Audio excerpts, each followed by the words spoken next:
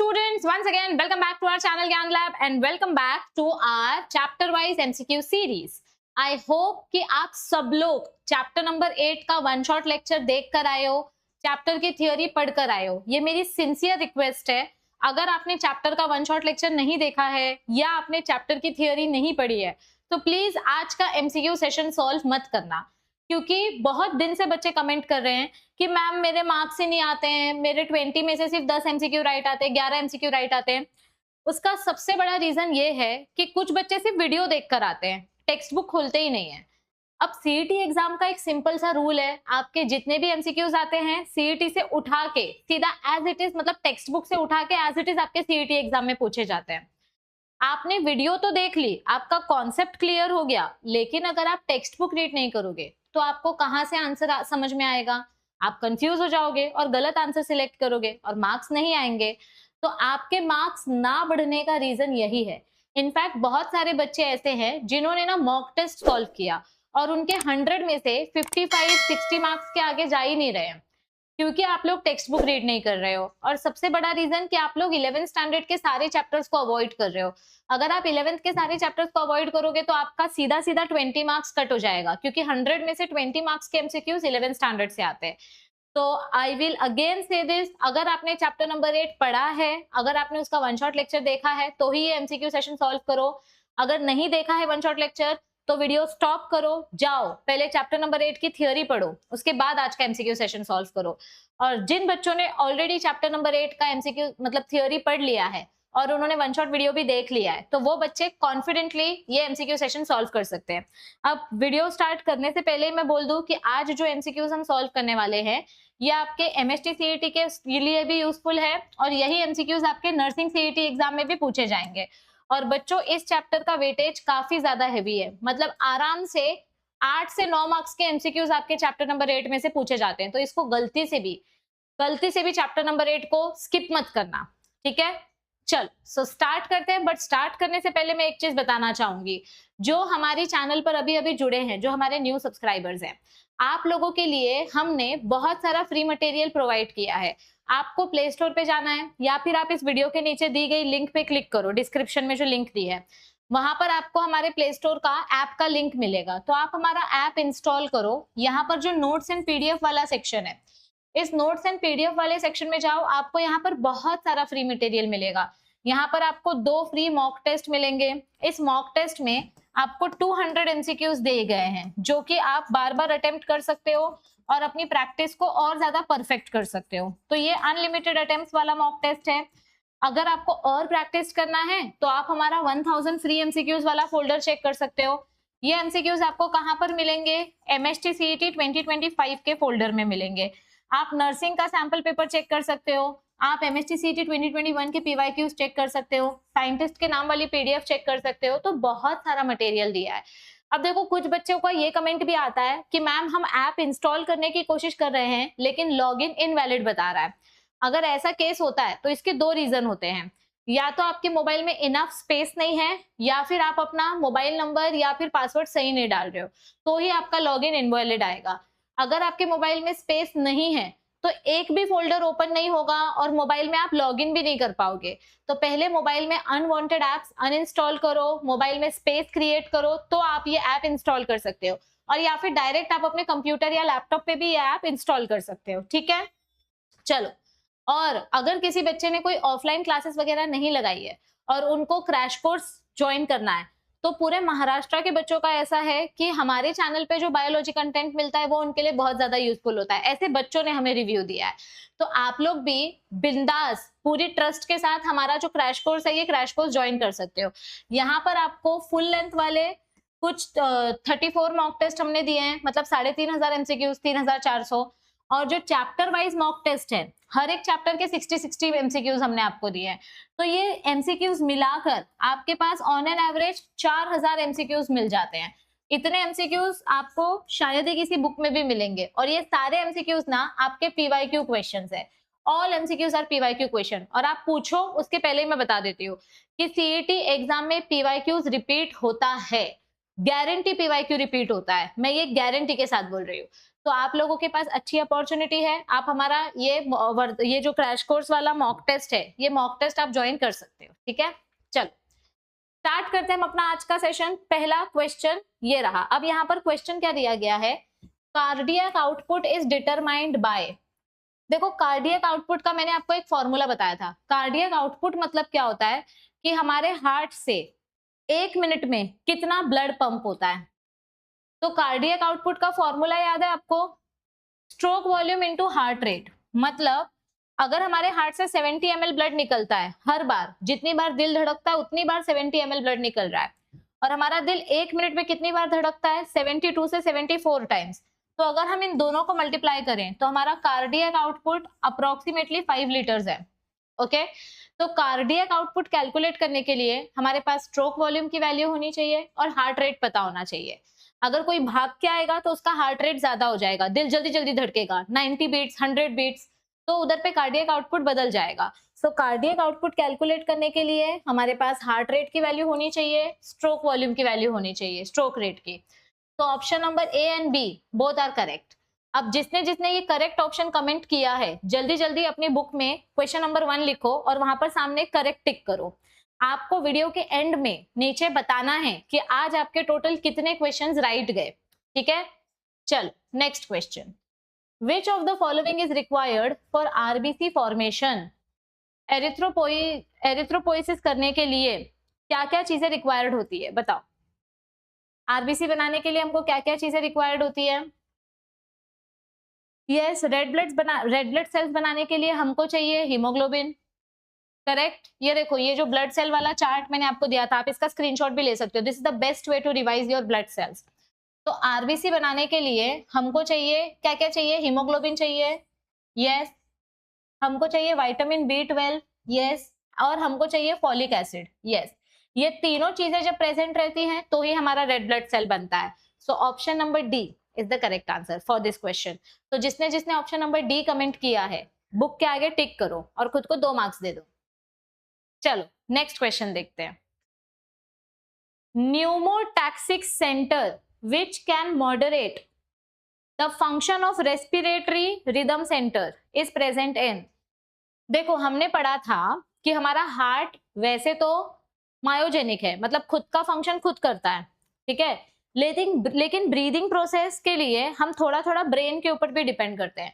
तो हमारे ब्रेन के 2 रेस्पिरेटरी सेंटर्स है जो हम यूज करते हैं, एक है पॉन्स वेरोली और एक है medulla oblongata. Pons varolii and medulla oblongata. Pons varolii के पास 2 सेंटर है जो अपोजिट काम करते हैं, इनको बोलते हैं एंटागोनिस्टिक सेंटर। एंटागोनिस्टिक सेंटर मतलब इसमें से एक इंस्पिरेशन करेगा तो एक एक्सपिरेशन करेगा।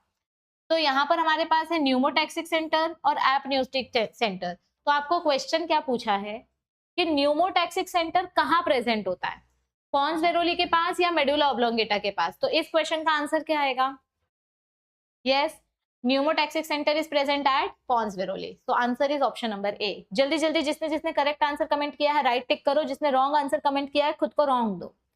Next question, the thickening of walls of arteries is called as dash. देखो ब्लड वेसल्स अगर कड़क हो जाती है, अगर हमारी ब्लड वेसल्स अचानक से इनइलास्टिक होने लग जाए, इनइलास्टिसिटी ऑफ आर्टरीज, तो इसको बोलते हैं आर्टेरियोस्क्लेरोसिस। आर्टरी अगर कड़क होने लग जाए तो इसको बोलते हैं आर्टेरियोस्क्लेरोसिस। लेकिन अगर हमारे आर्टरी में फैट डिपॉजिट होने लग जाए, कोलेस्ट्रॉल डिपॉजिट होने लग जाए, तो इसको हम क्या बोलेंगे, it will be known as atherosclerosis. तो अगर हमारे ब्लड वेसल्स की वॉल मोटी हो रही है, मतलब वहां पर फैट डिपॉजिट हो रहा है, तो इसको हम क्या बोलेंगे, अथेरोस्क्लेरोसिस। बहुत सारे बच्चों को आर्टेरियोस्क्लेरोसिस और अथेरोस्क्लेरोसिस में कंफ्यूजन होता है, तो प्लीज ये कंफ्यूजन क्लियर रखो, ओके। उम्र के साथ साथ हमारी ब्लड वेसल्स की फ्लेक्सिबिलिटी कम हो जाती है, तो उसको आर्टेरियोस्क्लेरोसिस बोलते हैं। Next question, rate of heart beat is determined by dash. हमारा हार्ट जल्दी जल्दी बीट करेगा या स्लो स्लो बीट करेगा, ये किस पे डिपेंड करता है, जो हार्ट का मैसेज जनरेट करता है। तो rate of heart beat is determined by which particular node, बताओ। यस, ये देखो एस ए नोड को हम बोलते हैं this is the pace maker of heart. ये हमारे हार्ट का फर्स्ट बीट स्टार्ट करता है। और एवी नोड क्या करता है, ये हमारे हार्ट का स्पीड स्लो करता है, ये हमारे हार्ट की स्पीड को सेट करता है। तो हार्ट रेट, हार्ट जल्दी जल्दी बीट करेगा या स्लो स्लो बीट करेगा, ये कौन डिसाइड करेगा, एसए नोड, क्योंकि एसए नोड से जितने जल्दी जल्दी मैसेज आएगा उतने जल्दी जल्दी हमारा हार्ट कॉन्ट्रैक्ट करेगा। करेक्ट। नेक्स्ट क्वेश्चन, चलो इसका आंसर बताओ क्या आएगा। क्वेश्चन क्या पूछा गया है यहाँ पर हमको, impulse of heart beat originates from, मैंने अब भी आपको आंसर बोला कि जो फर्स्ट मैसेज होता है हमारे हार्ट का, जो इम्पल्स होता है वो कहां से ओरिजिनेट होता है, मतलब हमारे हार्ट के पास पहला मैसेज कौन से टिश्यू से मिलता है। हार्ट को जिस टिश्यू से मैसेज मिलता है उस टिश्यू को हम बोलते हैं नोडल टिश्यू। तो फर्स्ट मैसेज हमेशा ऐसे नोड से स्टार्ट होता है। फर्स्ट मैसेज हमेशा कहां से स्टार्ट होता है, ऐसे नोड से। तो ऐसे node creates impulse for heart beat. ऐसे नोड मैसेज स्टार्ट करता है और फिर इसका मैसेज एवी नोड के पास जाता है। तो फर्स्ट मैसेज तो यहीं से आया ना, तो option number A is the right answer. Next question, diapedesis is dash. What is diapedesis, मैंने आपको वन शॉट लेक्चर में पढ़ाया था। जैसे बिल्ली की बॉडी बहुत ज्यादा फ्लेक्सिबल होती है, पतली सी जगह से भी बिल्ली आसानी से निकल जाती है, वैसे ही हमारे डब्ल्यूबीसी सेल्स का बिल्कुल भी कोई शेप नहीं होता है। हमारे डब्ल्यूबीसी सेल्स शेपलेस होते हैं। तो डब्ल्यूबीसी सेल्स को बॉडी को प्रोटेक्ट करना है तो वो यहाँ वहां इजिली कहीं भी घूमते रहते हैं। तो उस मूवमेंट को हम बोलते हैं डायपेडिसिस मूवमेंट। यानी कि हमारे जो डब्ल्यूबीसी सेल्स हैं ये अमीबा शेप के होते हैं, ये आरबीसी से बड़े होते हैं, लेकिन ये इजीली कहीं पर भी मूव कर सकते हैं। तो डब्ल्यूबीसी सेल के इस मूवमेंट को हम बोलते हैं diapedesis. Correct. Outward movement of WBCs from capillary walls is known as diapedesis. Next question, जो बच्चा सही आंसर दे रहा है प्लीज अपनी बुक में लिखते जाओ, क्योंकि वीडियो के एंड में आप सब लोगों को कमेंट करना है कि आपको आज कितने करेक्ट आंसर्स मिले। Which of the following is involved in formation of prothrombinase enzyme in clotting of blood? Blood clot करने के लिए हमारी बॉडी में कुछ 12 to 13 क्लॉटिंग फैक्टर्स प्रेजेंट होते हैं। तो उसमें से जब हम ब्लड क्लॉटिंग करना स्टार्ट करते हैं तो प्रोथ्रोम्बिनेज एंजाइम को कौन एक्टिवेट करता है। यस, ये देखो हमारे पास बहुत सारे क्लॉटिंग फैक्टर्स हैं। प्रोथ्रोम्बिनेज एंजाइम एक्टिव करने का काम किसका होता है, थ्रोम्बोप्लास्टिन का। Thromboplastin helps in formation of prothrombinase enzyme, और फिर आगे का काम प्रोथ्रोम्बिनेज खुद से करेगा। प्रोथ्रोम्बिनेज क्या करेगा, इट विल इनएक्टिवेट हिपैरिन, मतलब हमारा ब्लड जो है वो सॉलिड हो जाएगा, क्योंकि हिपैरिन क्या करता है, हिपैरिन हमेशा ब्लड को लिक्विड फॉर्म में रखता है, ये क्लॉटिंग नहीं होने देता। तो प्रोथ्रोम्बिनेज हिपैरिन को इनएक्टिवेट कर देगा, जिसकी वजह से ब्लड में क्लॉट फॉर्म हो जाएगा, ब्लड फ्लो होना बंद हो जाएगा। तो थ्रोम्बोप्लास्टिन एक्टिवेट्स प्रोथ्रोम्बिनेज और आगे का काम प्रोथ्रोम्बिनेज खुद करता है। नेक्स्ट क्वेश्चन, अरे इसका आंसर तो आपको पहले ही दिख गया। The pace maker is placed on dash. Heart का पेस मेकर कहां पर प्रेजेंट होता है, SA node on the interauricular septum. ये देखो पेस मेकर मतलब ऐसे नोड, ऐसे नोड कहां पर प्रेजेंट है, ये देखो यहाँ पर हमने पढ़ा ना, SA node is known as the pace maker. तो ये कहां पर प्रेजेंट है, राइट एट्रियम में। तो इस क्वेश्चन का आंसर आपको, चलो बोनस क्वेश्चन हो गया, आंसर पहले ही दिख गया। तो इस क्वेश्चन का आंसर क्या आएगा, option number b, on the inter auricular septum, right atrium के पास होता है। एक मिनट, इसका इंटर ऑरिकुलर सेप्टम नहीं आएगा, इसका आंसर ऑप्शन नंबर सी आएगा ना, एक बार चेक करो। इसका आंसर गलत है, करेक्ट, यहाँ पे नहीं आएगा, ये आंसर यहाँ आएगा, इसीलिए मतलब टाइपिंग करते वक्त ये यहाँ गलती से आ गया रहेगा। The pace maker is placed on the wall of right atrium. ये हमारे हार्ट के 4 चेम्बर्स हैं, ठीक है। तो यहाँ पर हमारा पेस मेकर प्रेजेंट होता है राइट एट्रियम के वॉल के पास। इंटर ऑरिकुलर सेप्टम, 2 सेप्टम के बीच में, यहाँ पर हमारा ऐसे नोड नहीं प्रेजेंट होता, SA node is present near right atrium. तो इस क्वेश्चन का राइट आंसर क्या आएगा, option number c. Option number c is the correct answer. Okay, कभी कभी ऐसा होता है कि गलत आंसर भी टिक हो जाता है, तो आपको वहां पर अलर्ट रहना है और प्रेजेंस ऑफ माइंड रखना है। नेक्स्ट क्वेश्चन पे चले, चलो next question, the component of blood which prevents the coagulation in the blood vessel is known as dash. देखो कौन सा ऐसा कंपोनेंट है जो हमारे ब्लड को हमेशा फ्लो ही रखता है, मतलब ब्लड को क्लॉट नहीं होने देता, ब्लड के अंदर कहीं पर भी अननेसेसरी क्लॉट नहीं जमा होने देता। विच पर्टिकुलर हार्मोन और protein helps in that. The component of blood which prevents it's coagulation. तो देखो हमने पढ़ा था प्लाज्मा के कॉम्पोजिशन में हमारे पास एक एंटीकोएगुलेंट प्रेजेंट है, उस एंटीकोएगुलेंट को हम बोलते हैं हिपैरिन। ये हमारे ब्लड को क्लॉट नहीं होने देता, इसीलिए हमारा ब्लड कंटिन्यू फ्लो होते रहता है। तो इस क्वेश्चन का राइट आंसर क्या आएगा? जिसने जिसने इसका राइट आंसर कमेंट किया है खुद को जल्दी जल्दी 1 मार्क्स दे दो, ठीक है। Next question, heart beats are accelerated by dash. अगर आपका हार्ट बीट फास्ट हो रहा है यानी कि आपका कौन सा नर्वस सिस्टम काम कर रहा है? हार्ट बीट कब फास्ट होता है? जब आपका क्रश आपको देख लेता है या देख लेती है, ठीक है। बट उसके अलावा फॉर सिंसियर स्टूडेंट्स ये तो सब फालतू है, ठीक है। सिंसियर स्टूडेंट्स की मैं बात करती हूँ, रिजल्ट आने वाला है, एग्जाम्स अनाउंस हो गए हैं, पढ़ के कुछ नहीं हुआ है, सरप्राइज टेस्ट अचानक से अनाउंस हो चुका है और आप लोग रेडी नहीं हो तो आपका हार्ट बीट एकदम से फास्ट हो जाता है। तो हार्ट बीट कब फास्ट होता है? When you are afraid, fear वाली सिचुएशन में, फाइट वाली सिचुएशन में, फ्लाइट वाली सिचुएशन में। तो हार्ट बीट को फास्ट करने का काम कौन करता है? सिंपैथेटिक सिस्टम, ये हमने कंट्रोल एंड कोऑर्डिनेशन चैप्टर में भी पढ़ा था, और हमारा एड्रेनलिन हार्मोन यानी कि एपिनेफ्रिन हार्मोन। तो यहाँ पर आंसर क्या आएगा? Sympathetic nerves and epinephrine. Acetyl कोलाइन hormone relax करता है और एपिनेफ्रिन हार्मोन का नाम है एड्रेनलिन हार्मोन। एड्रेनलिन हार्मोन कभी भी बॉडी को एक्साइट करेगा, रिलैक्स नहीं करेगा, it's an excitement hormone.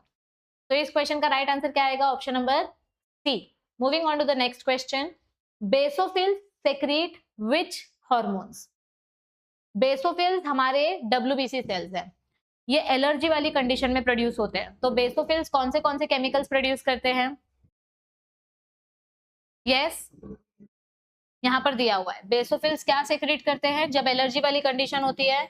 They secret heparin जो कि एंटीकोएगुलेंट है, दे सेक्रेट हिस्टामिन जो एलर्जी को कंट्रोल करता है, एंड दे सेक्रेट सेरोटोनिन जो कि वेसोकंस्ट्रिक्शन है, जो ब्लड वेसल्स को कंस्ट्रिक्ट करता है। तो सेरोटोनिन, हिस्टामिन, हिपैरिन ये तीनों चीजें बेसोफिल से आती हैं।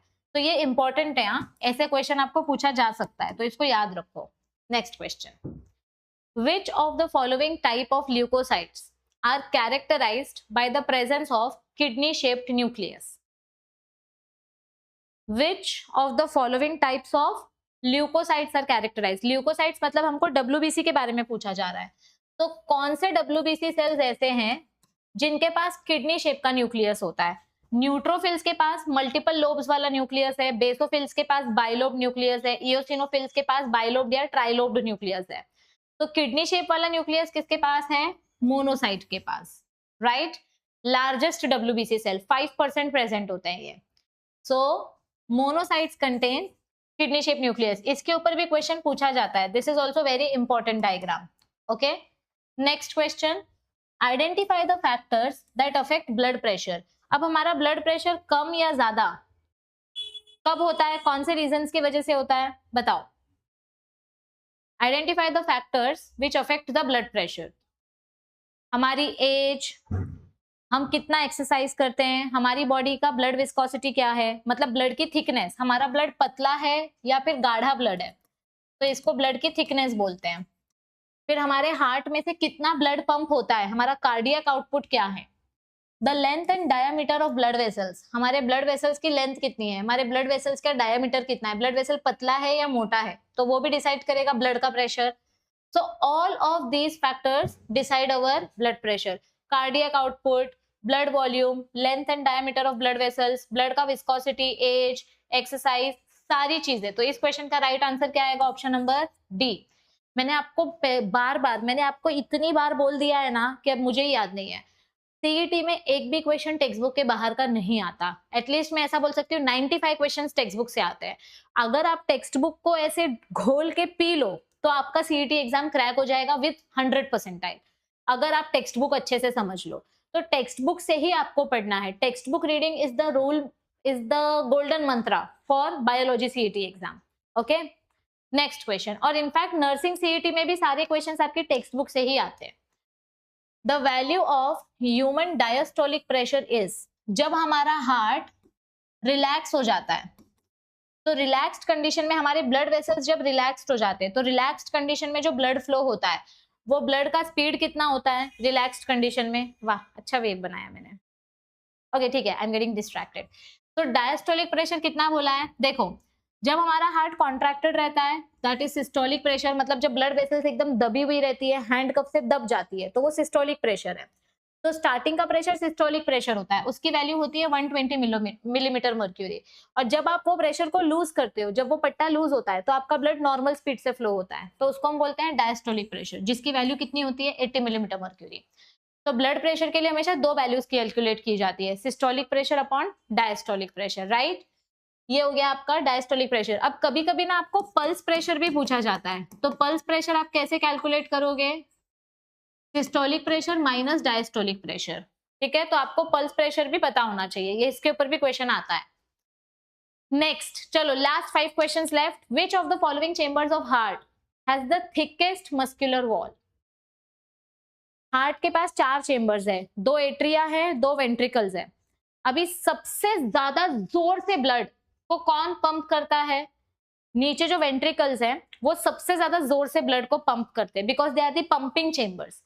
और उसमें से भी जो लेफ्ट वाला वेंट्रिकल है उसका ब्लड आयोर्टा में जाएगा, और आयोर्टा का ब्लड पूरी बॉडी में जाने वाला है। तो लेफ्ट वाले वेंट्रिकल को सबसे जोर से प्रेशर लगाना पड़ता है। तो जिस चेंबर को सबसे ज्यादा जोर से प्रेशर लगाना पड़ता है वो चेंबर सबसे ज्यादा मोटा होता है। तो देखो ये चेंबर सबसे ज्यादा थिक है, ये कितना पतला है और ये कितना मोटा है।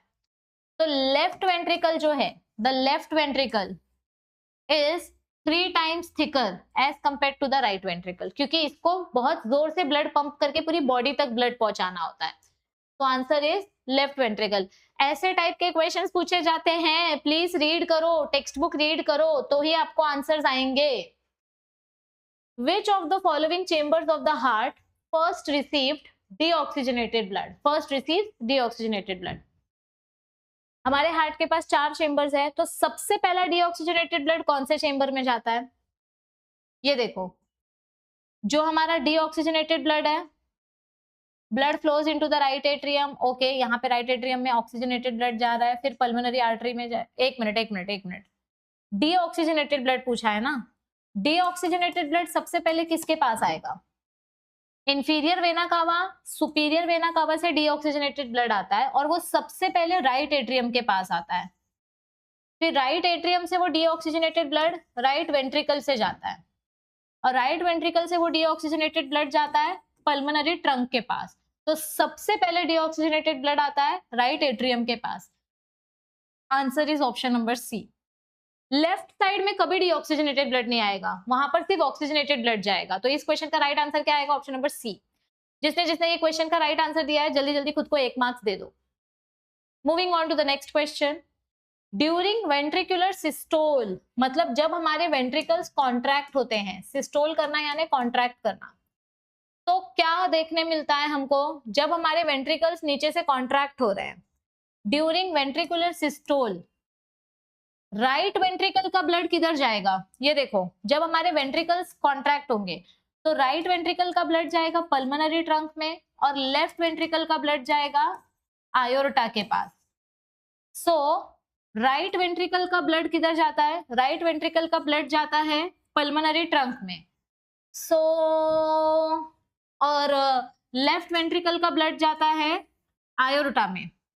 Oxygenated blood is pumped into the pulmonary artery, गलत। पल्मोनरी ट्रंक में डीऑक्सीजनेटेड ब्लड जाएगा, पल्मोनरी ट्रंक में डीऑक्सीजनेटेड ब्लड जाएगा। Oxygenated blood is pumped into aorta and deoxygenated blood is pumped into pulmonary artery आना चाहिए ना, पल्मोनरी वेन नहीं आना चाहिए। वेन्स के पास ऑक्सीजनेटेड ब्लड रहता है, पल्मोनरी वेन के पास। ये अपने पल्मोनरी वेन्स हैं, इनके पास ऑक्सीजनेटेड ब्लड है। ये अपनी पल्मोनरी आर्टरी है, इसके पास डीऑक्सीजनेटेड ब्लड है। Next, oxygenated blood pumped into pulmonary vein and deoxygenated blood, ये गलत है। Oxygenated blood is pumped into the aorta and deoxygenated blood is pumped into the pulmonary artery. This is right. देखो जब ventricles pump होते हैं तो ventricle से direct blood when में नहीं जाएगा, वेंट्रिकल का ब्लड आपके हार्ट के आपके आयोर्टा और पल्मोनरी ट्रंक के पास जाएगा, और फिर वहां से वो आर्टरीज और वेन्स में जाएगा। तो only option number D is correct, बाकी सारे ऑप्शंस रॉन्ग है। एक एक वर्ड को सिर्फ रिप्लेस किया है, अगर आपकी नजर हटी तो दुर्घटना घटी, ऐसा सीन हो जाएगा। Next question, this is the second last question, पढ़ो फटाफट से और आंसर करो। आपको 2 स्टेटमेंट्स दिए हैं और आपको पूछा है find out which is the correct option. Statement number 1, atherosclerosis हमने अभी पढ़ा। यहाँ पर क्या होता है, ब्लड वेसल में कोलेस्ट्रॉल डिपॉजिट हो जाता है जिसकी वजह से ब्लड वेसल थिक हो जाती है, तो this is correct. Statement number 2 क्या है, deposition of cholesterol and triglycerides in the arterial walls causes atherosclerosis. मतलब कोलेस्ट्रॉल के वजह से अथेरोस्क्लेरोसिस होता है क्या? यस। तो दोनों ही स्टेटमेंट्स करेक्ट है मेरे बच्चों, इसीलिए इस क्वेश्चन का राइट आंसर क्या आएगा? Both the statements are correct. And now before showing you the last question, I am reminding you once again, अब आपके सीईटी के लिए मुश्किल से 20 से 22 दिन बचे हैं। आपको इन दिनों बहुत बहुत बहुत मेहनत करनी है। आपका सिंपल स्ट्रैटेजी होना चाहिए, 1 shot lecture, mock test, self analysis, text book reading. 1 shot lecture देखो, मॉक टेस्ट सॉल्व करो, जो क्वेश्चंस रॉन्ग हुए उसका टेक्स्ट बुक रीडिंग करो, फिर से मॉक टेस्ट सॉल्व करो। आपको इसी पैटर्न में रिपीट करना है। और हमने आपको 8 चैप्टर्स के एमसीक्यूज प्रोवाइड कर दिए। मैं लाइव एमसीक्यू सीरीज भी लेकर आती हूँ जिनमें हम पीवाईक्यूज सॉल्व करते हैं, और इस एमसीक्यू सीरीज में मैं चैप्टर वाइज एमसीक्यूज देती हूँ। लेकिन अभी तक आप लोगों ने अपने फ्रेंड्स के साथ चैनल को शेयर नहीं किया है, तो चैनल को शेयर करो, अपने फ्रेंड्स को बोलो कि वो चैनल को सब्सक्राइब करें, ताकि मुझे पता चले कि हाँ, हमारे एफर्ट्स महाराष्ट्र के बाकी के बच्चों तक पहुंच रहे हैं। जितने ज्यादा बच्चों तक ये चैनल पहुंचेगी उतना हमें अच्छा लगेगा। सो मेक श्योर कि आप अपने फ्रेंड्स के साथ इस चैनल को शेयर करो, और आप लोग भी नोटिफिकेशन ऑन रखो, क्योंकि लेक्चर्स का बहुत बार नोटिफिकेशन आप तक नहीं पहुंचता है। और अभी मैं आपको लास्ट एमसीक्यू दिखाऊंगी, उसके बाद आपको नीचे कमेंट करना है कि आज आपके टोटल कितने एमसीक्यूज करेक्ट है। So this is the last question. Which blood cells can engulf bacteria by phagocytosis? देखते हैं कौन से ब्लड सेल्स हैं जो फैगोसाइटोसिस कर सकते हैं। फैगोसाइटोसिस मतलब क्या होता है? अनवांटेड या फिर बाहर से आए हुए पैथोजेंस को खा जाना, दैट इज फैगोसाइटोसिस।